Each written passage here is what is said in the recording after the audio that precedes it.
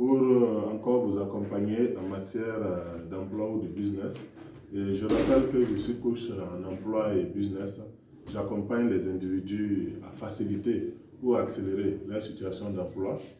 Et j'accompagne également les chefs d'entreprise dans la gestion de toutes les questions qui s'exposent à elles pour donc les questions d'emploi liées à leur personnel. J'accompagne également tous ceux-là qui veulent lancer un nouveau business ou tout simplement qui ont lancé leur business et qui veulent le développer. Alors aujourd'hui, 3 janvier 2022, je reviens avec cette vidéo-là parce que la première vidéo avait parlé de comment apprendre à vendre ses compétences.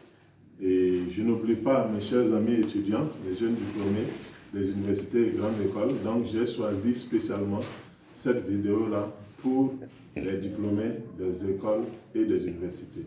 Pourquoi cela? Parce qu'en réalité, la question d'emploi préoccupe toutes les familles.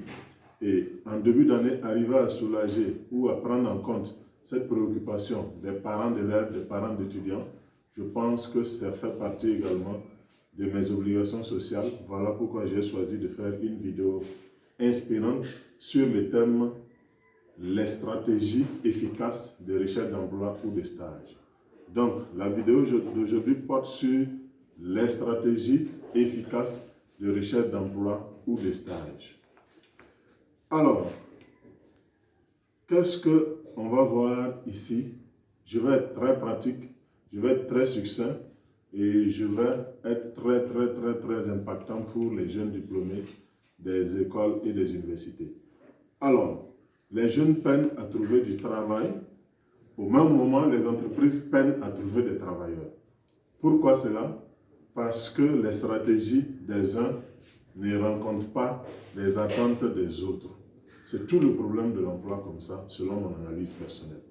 Alors aujourd'hui, je vous propose 5 démarches stratégiques pour faciliter votre situation d'emploi, vous qui me suivez en ce moment, et vous qui êtes dans le besoin d'emploi et qui avez inscrit donc, dans vos objectifs de 2022, accéder à un nouvel emploi.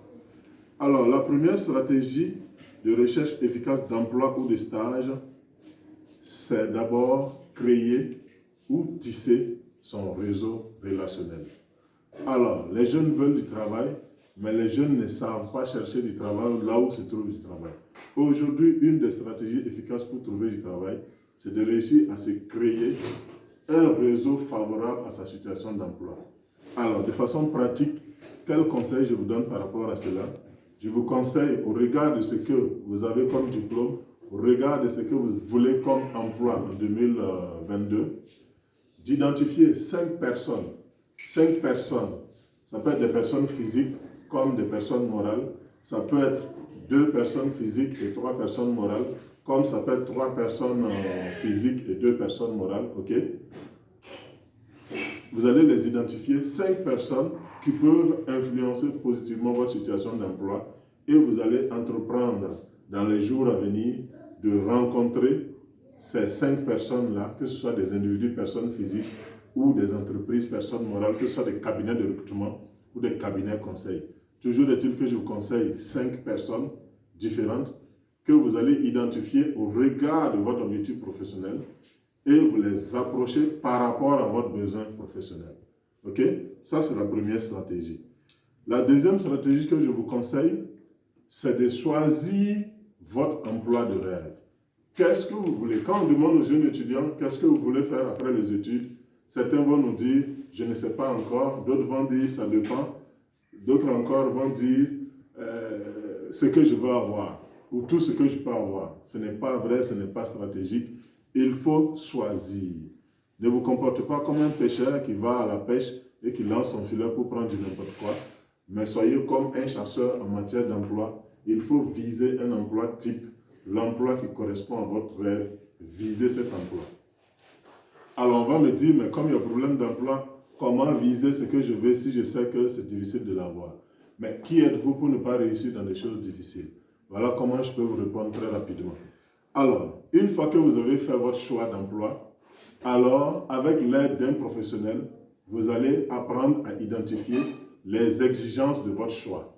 Si j'ai choisi d'être un assistant ressources humaines, si j'ai choisi d'être un chauffeur d'autorité, si j'ai choisi d'être, par exemple, un comptable en entreprise ou un aide comptable, tout dépend de votre profil, ok?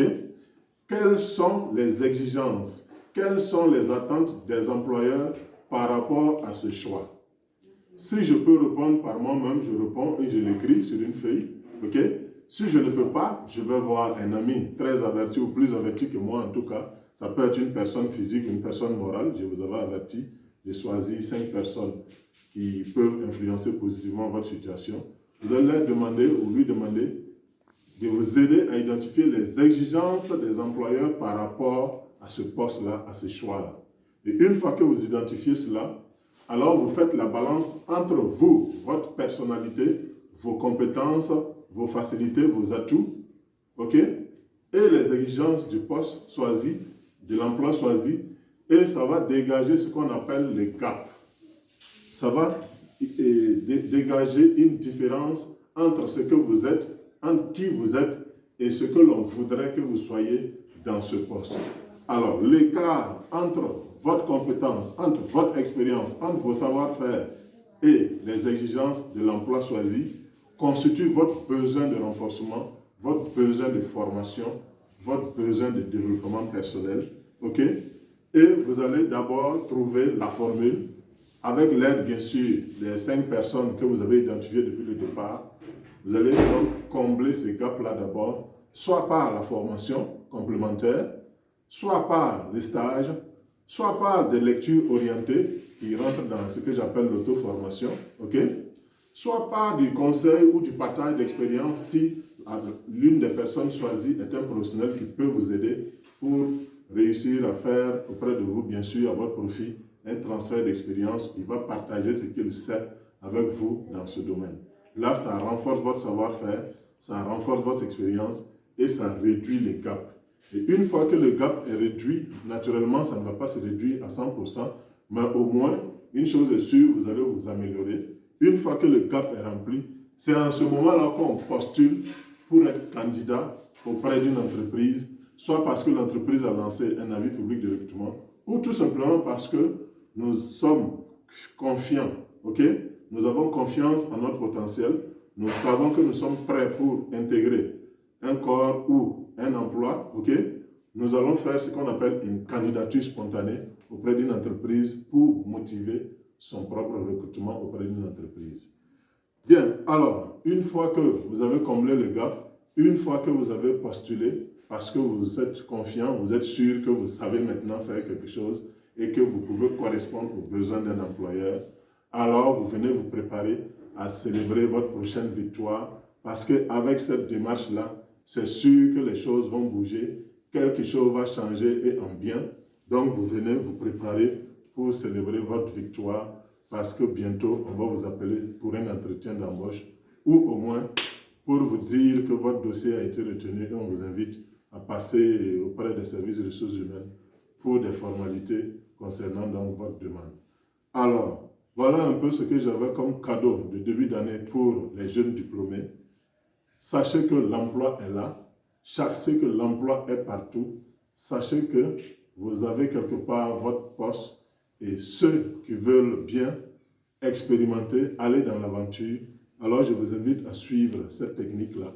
Partagez avec vos proches, partagez avec vos familles, parce que dans chaque famille, il y a au moins un jeune qui cherche à intégrer une entreprise parce qu'il est bardé du diplôme. Je vous remercie. C'était coach Bernard Oula-Goulibaly dans le cadre du programme de soutien aux jeunes diplômés. À bientôt pour une nouvelle vidéo. Partagez s'il vous plaît. Je vous remercie.